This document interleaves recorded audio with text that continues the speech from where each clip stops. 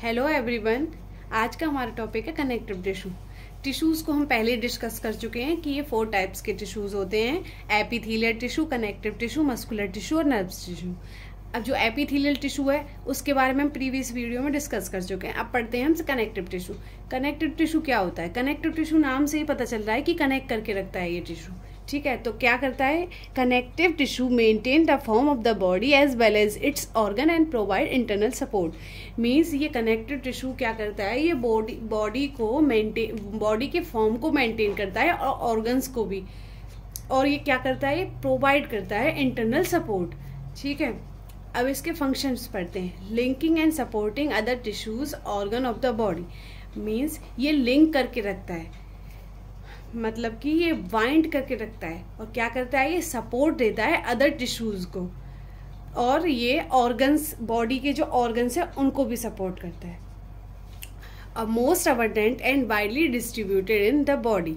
Most abundant, देखो most abundant means क्या होता है? मीन्स जैसे 4 टाइप के टिश्यूज हैं हमारे, कनेक्टिव, एपिथेलियल, नर्व्स और मस्कुलर। तो सबसे ज़्यादा अमाउंट में प्रेजेंट कौन सा है? Connective tissue. तो इसीलिए ये मोस्ट अबंडेंट होता है और वाइडली डिस्ट्रीब्यूटेड होता है, मतलब कि सारी बॉडी में वाइडली डिस्ट्रीब्यूटेड होता है। ठीक है, cells are more widely separated from each other than in epithelial tissue. Means जो सेल्स होती हैं वो वाइडली सेपरेटेड होती हैं एक दूसरे से।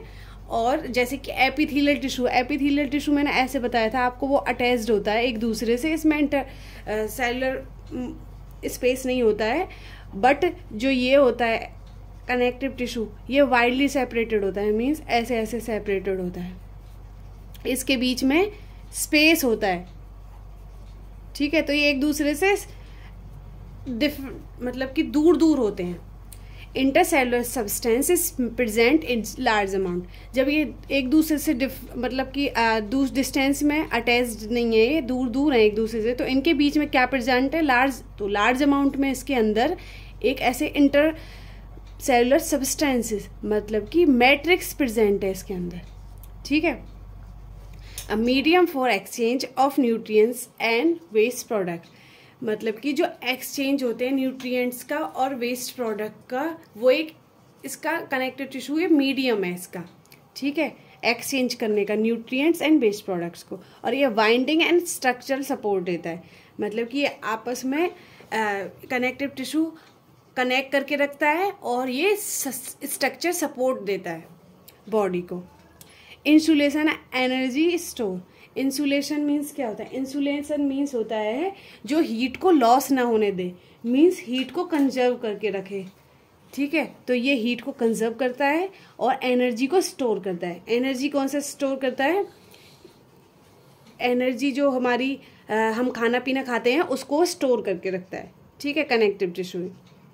और मैट्रिक्स में भी जेली, फ्लूइड, डेंस और रिजिड। मैंने आपको बताया जो मैट्रिक्स, इसके अंदर जब सेल्स दूर दूर हैं तो इसीलिए इसमें मैट्रिक्स है। वो कैसा है? जेली है, फ्लूइड सा है, मतलब कि ज़्यादा पतला ना होके थोड़ा गाढ़ा सा टाइप का प्रेजेंट होता है इसमें। और सेल्स होती हैं वो लूजली स्पेस्ड होती हैं। देखो स्पेस लूजली है ना, स्पेस है इसके अंदर। तो अब ये कैसे कैसे बनता है कनेक्टिव टिश्यू? तो ये 3 कंपोनेंट्स होते हैं इसके। सेल से बनता है, फाइबर से बनता है और ग्राउंड सब्सटेंसेस से बनता है। अब ये सेल्स को कोई सी भी सेल्स हो सकती हैं इसके अंदर प्रेजेंट। ठीक है, और फाइबर्स होते हैं वो इलास्टिक एंड कोलेजिनस फाइबर्स होते हैं। अब इलास्टिक्स क्या होता है? इलास्टिक मीन्स होता है, ये जो इलास्टिक फाइबर्स होते हैं ये बहुत ज़्यादा थिन होते हैं और ये एक रबड़ की फॉर्म, जैसे रबड़ को हम खींचते हैं ना और फिर वो लंबा हो जाता है और फिर से छोड़ देते हैं तो वो उसी शेप में आ जाता है, तो ये उसी टाइप के टिश्यू फाइबर्स प्रेजेंट होते हैं इसमें। और कोलेजिनस फाइबर्स क्या होते हैं? कोलेजिनस फाइबर्स जो कि थिक होते हैं और ये क्या होते हैं? बंडल में प्रेजेंट होते हैं। और जब ये थिक होंगे और बंडल में प्रेजेंट होंगे तो इनकी क्या क्या होगी? स्ट्रेंथ ज़्यादा होगी और ये रिजिड ज़्यादा होंगे और फ्लेक्सिबल कम होगी इनकी। ठीक है, और जो ग्राउंड सब्सटेंसेस होते हैं मैट्रिक्स में ये मैं बता रही थी ना, ये जेली लाइक होता है, फ्लूइड होता है, रिजिड होता है। तो इसमें क्या क्या है? इसमें वाटर होता है और पॉलीसैकेराइड्स होते हैं, मीन्स शुगर प्रेजेंट होती है इनके अंदर, मैट्रिक्स के अंदर। ठीक है, अब पढ़ते हैं इनके टाइप्स। कनेक्टिव टिश्यू के कितने टाइप्स होते हैं? ये 3 टाइप्स हैं, loose connective tissue, dense connective tissue और स्पेशलाइज्ड कनेक्टिव टिश्यू। अब जो लूज कनेक्टिव टिश्यू होते हैं इसमें भी ये 3 टाइप्स के हैं, एरिपोलर टिश्यू, एडिपोज टिश्यू और रेटिकुलर टिश्यू। और डेंस है, ये 2 टाइप्स के हैं, डेंस रेगुलर और डेंस इरेगुलर। डेंस रेगुलर में भी टेंडन, लिगामेंट्स और डेंस इरेगुलर में डर्मिस। और स्पेशलाइज्ड कनेक्टिव टिश्यू में cartilage, bone, blood and limbs. ठीक है, अब फर्स्ट लूज कनेक्टिव टिश्यू। तो लूज कनेक्टिव टिश्यू में क्या होता है? सेल्स और fibres loosely arrange in ground matrix, मतलब कि मैट्रिक्स है उसके अंदर सेल्स और फाइबर्स लूजली अरेंज्ड होते हैं। ठीक है, तो इसमें सेल्स का जो अमाउंट होता है वो तो ज़्यादा होता है और फाइबर्स का अमाउंट होता है वो कम होता है। अब हम पढ़ते हैं एरियोलर टिश्यू। एरियोलर टिश्यू में क्या होता है? एरियोलर टिश्यू में many fibroblast, some fat cells, elastic and collagens fibres. ठीक है, और ये क्या करता है? प्रोवाइड इलास्टिसिटी और प्रोवाइड स्ट्रेंथ। तो अब बता रहे थे ना मैनी फाइब्रोब्लास्ट, तो इसमें कैसा होता है? इसका स्ट्रक्चर ऐसा होता है, कोलेजन्स फाइबर मैंने बताया ना बंडल्स में प्रेजेंट होते हैं, और इसमें इलास्टिन फाइबर्स कम होते हैं। ठीक है, और ये मैनी फाइब्रोब्लास्ट और सम फैट सेल्स, ये सेल्स ही होती हैं। और इसमें क्या है? मैट्रिक्स प्रेजेंट होता है। ठीक है, इस टाइप से इसकी स्ट्रक्चर होती है एरियोलर टिश्यूज की। और ये क्या करता है? फंक्शन मैंने बताया था, प्रोवाइड करता है इलास्टिसिटी और स्ट्रेंथ प्रोवाइड करता है। अब ये कनेक्ट करता है और सपोर्ट अदर टिश्यू, ये कनेक्ट करके रखता है और ये जो अदर टिश्यू होता है उसको भी सपोर्ट करता है। ठीक है, और ये कहाँ प्रेजेंट होता है? ये प्रेजेंट होता है जो स्किन होती है ना हमारी, है उस, ये स्किन के अंडर प्रेजेंट होता है। मीन्स ये जो एपिथेलियल वो होती है, जो हमारी स्किन होती है वो एपिथेलियल टिश्यू से मिलकर बनी हुई होती है, तो उसके जो अंडर मतलब नीचे होता है वो ये एरियोलर कनेक्टिव टिश्यू होता है। ठीक है, और ये मोस्ट अबंडेंट होता है, मतलब कि ज़्यादा अमाउंट में प्रेजेंट होता है। ठीक है, अब पढ़ते हैं हम एडिपोज टिश्यू। एडिपोज टिश्यू क्या होता है? अब एडिपोज टिश्यू होता है वो कंसिस्ट करता है फैट सेल्स, इसमें फैट सेल्स ज़्यादा होती हैं। ठीक है, और ये कहाँ का प्रेजेंट होता है? ये ब्रेस्ट में, लिवर में, थाइज में, ये सब में एडिपोज टिश्यू प्रेजेंट होता है। अब इसका स्ट्रक्चर देखते हैं। ये सेल्स हैं,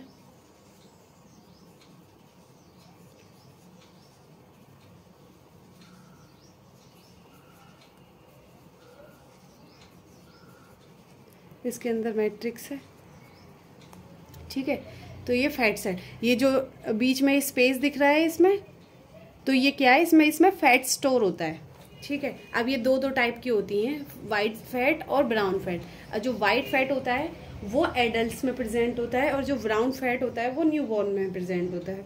अब ये वाइट क्यों है और ये ब्राउन क्यों है? क्योंकि इसमें माइटोकॉन्ड्रिया ज़्यादा नहीं होता, इसीलिए ये वाइट है, और ये इसमें माइटोकॉन्ड्रिया ज़्यादा प्रेजेंट होता है, इसीलिए ब्राउन फैट होता है। अब ये वाइट फैट क्या करता है? ये कैलोरी को स्टोर करके रखता है, जिससे जैसे हमें एनर्जी की ज़्यादा ज़रूरत पड़ती है तो वो स्टोर करके रखता है। अब जैसे हम कभी फास्ट रहते हैं तो वो हमें एनर्जी कहाँ से मिलती है? वो जो हमारा फैट पहले से ही स्टोर है उसके वो हमें मिलता है। इस वजह से जो ग्लूकोज है वो हमारा एनर्जी में कन्वर्ट हो जाता है, इसीलिए हमें एनर्जी मिल जाती है उससे। और ये कहाँ प्रेजेंट होता है? डीप इन द स्किन के नीचे और अराउंड हार्ट एंड किडनी। और क्या करता है? ये हीट को लॉस होने से रोकता है और ये एनर्जी को स्टोर करता है और स्टोर करता है फैट को। ठीक है, और इसमें मेटाबॉलिज्ड स्लोली होता है। ठीक है, अब ये पढ़ते हैं ब्राउन फैट। ब्राउन फैट में क्या होता है? ये न्यूबॉर्न को ज़रूरत होता है, इसीलिए इसमें कैलोरी होती हैं, इसमें स्टोर ना होके बर्न होती हैं क्विकली। और इसमें क्या होता है? इसमें एनर्जी होती है, वो हीट होती है लेस, तो मतलब एनर्जी का लॉस होता रहता है और हीट भी प्रोड्यूस होती रहती है। इसमें स्टोर होती है हीट, इसमें नहीं होती है। अब पढ़ते हैं हम function, prevent heat loss and store energy या स्टोर फैट। ठीक है, मैंने बताया था हीट को स्टोर लॉस होने से बचाता है और स्टोर करता है एनर्जी और स्टोर करता है फैट को। अब पढ़ते हैं रेटिकुलर टिश्यू। ये क्या होती है? रेटिकुलर टिश्यू होती है वो कंटेन करती हैं रेटिकुलर सेल्स को और रेटिकुलर फाइबर्स को। अब ये कैसी होती हैं? ये इसमें ऐसे ऐसे रेटिकुलर फाइबर्स हैं, बहुत पतले पतले, और इसमें सेल्स हैं और ऐसे मैट्रिक्स। ये रेटिकुलर टिश्यू होता है। ये क्या करता है? ये बाइंड करता है together smooth muscles tissues cells and filter करता है, रिमूव माइक्रोब्स को इन द लिम्फ नोड्स। ठीक है, अब ये क्या करता है? जो हमारे लिम्फ नोड्स के अंदर जो माइक्रोब्स होते हैं उनको फिल्टर करता है और रिमूव करता है। ठीक है, ये क्या होता है? ये हमारा डिफेंस में भी हेल्प करता है। अब ये कहाँ प्रेजेंट होता है? ये प्रेजेंट होता है सपोर्टिंग फ्रेमवर्क ऑफ लिवर में और लिम्फ नोड्स में एंड रेड बोन मैरो होती है उधर। ये रेटिकुलर टिश्यू प्रेजेंट होता है। अब पढ़ते हैं सेकंड टाइप ऑफ। ये सेकंड कौन सा है? सेकंड है dense regular connective tissue. Dense connective tissue में भी दो होते हैं ना, डेंस रेगुलर और डेंस इरेगुलर। अब जो डेंस कनेक्टिव टिश्यू होते हैं इसके अंदर फाइबर्स तो ज़्यादा होते हैं और जो सेल्स होते हैं वो कम होते हैं। ठीक है, अब पढ़ते हैं डेंस रेगुलर। जो डेंस रेगुलर होता है वो closely packed bundle of collagen fibres with very little matrix fibroblast lie in the row in the between bundles. जो ये कोलेजन फाइबर्स का जो बंडल होता है वो क्लोजली पैक्ड होता है और इसके अंदर लिटिल मैट्रिक्स होता है, वेरी लिटिल मैट्रिक्स, और जो फाइब्रोब्लास्ट सेल्स होती हैं वो लाई करती हैं बंडल्स के नीचे रो में। तो ये कैसा होता है डेंस? तो डेंस होता है ऐसे रेगुलर लाइंस होती हैं, इसके अंदर रेगुलर बंडल्स होते हैं और सेल्स होती हैं इसके अंदर, और वेरी लिटिल अमाउंट में मैट्रिक्स प्रेजेंट होता है। ये होता है डेंस, मतलब ऐसे रेगुलरली प्रेजेंट होता है इसके अंदर। अब कौन कौन सी होती हैं इसके अंदर? ये लिगामेंट्स, टेंडन और पेरियोस्टेम। जो ये लिगामेंट्स होता है ये बाइंड करता है बोन्स को, मतलब जो बोन्स आपस में अटैच्ड हैं तो वो लिगामेंट्स है, और जो टेंडन होता है ये मसल्स और बोन्स को अटैच करता है, वो टेंडन होता है। और पेरियोस्टोम क्या होता है? ये जैसे ये बोन है, जो इसकी आउटर कवरिंग है उसको बोलते हैं पेरियोस्टोम। ठीक है, ये भी डेंस रेगुलर में ही आती है। अब डेंस इरेगुलर। डेंस इरेगुलर क्या होता है? ये इसमें फाइब्रोब्लास्ट और मैनी फाइबर्स होते हैं जो कोलेजन्स आर ओरिएंटली डिफरेंटली, मतलब कि इसमें तो रेगुलर प्रेजेंट है, इसमें ऐसे इरेगुलरली कहीं भी प्रेजेंट है, सेल्स भी और वो भी, तो ये इरेगुलर प्रेजेंट है। और ये कहाँ पाया जाता है? Present in the skin. जो स्किन होती है, जो एपिडर्मिस होती है उसके नीचे डर्मिस होती है, उसमें प्रेजेंट होता है डेंस इरेगुलर। और ये क्या करता है? ये प्रोवाइड करता है स्ट्रेंथ और डिफरेंट स्ट्रक्चर को प्रोवाइड करता है। अब इसमें इलास्टिक टिश्यू भी होता है डेंस इरेगुलर में। अब जो इलास्टिक टिश्यू क्या होता है? ये इसमें फ्यू सेल्स होती हैं और इलास्टिक फाइबर होते हैं, और ये इलास्टिक फाइबर्स होते हैं वो कैसे कलर के होते हैं? येलो इन कलर के होते हैं। और ये क्या करते हैं? Provide elasticity. जब इलास्टिक है, फाइबर है, तो खींचने पे वही मैंने बताया आपको, इलास्टिक की तरह, रबड़ की तरह ऐसे छोड़ने पर फिर से अपनी शेप में आ जाते हैं, तो वो यही इलास्टिक टिश्यूज होते हैं। ठीक है, और ये येलो कलर के होते हैं। और ये कहाँ कहाँ प्रेजेंट होते हैं? ट्रैकिया में, लंग्स में और ब्रोंकाई में प्रेजेंट होते हैं।